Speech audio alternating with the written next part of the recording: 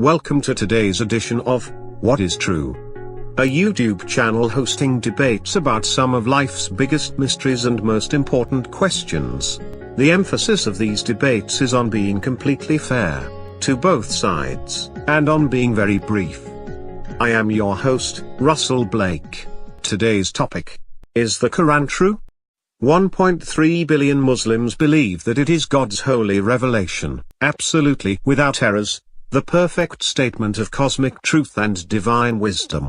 Is it that?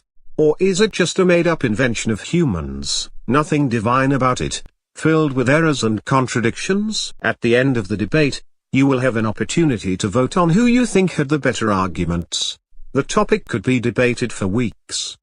But our panelists will do their best to briefly present the very best evidence for each side. With us today, arguing that the Quran is true, is Arthur Smith. Arguing against, is Janet Jones. We're going to start with Arthur. Arthur, you say that the Quran is true. What are your top two arguments? The two I will pick are, first, no human being can create an imitation of the Quran. Not even close.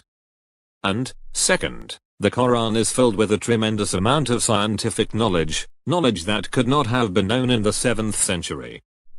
Very good. Let's start with your first point. No human can imitate the Quran. What exactly do you mean by that? In the Quran, Allah says that, if all mankind were to try to produce something like the Quran, they could not do it. In fact, not even a single chapter can be imitated. A number of Muhammad's enemies, many of the greatest scholars of the day, tried to meet the challenge. But they could not do so. They could not match one chapter, for the depth, the superior eloquence, the unique form, the stylistic devices, the literary form and perfection.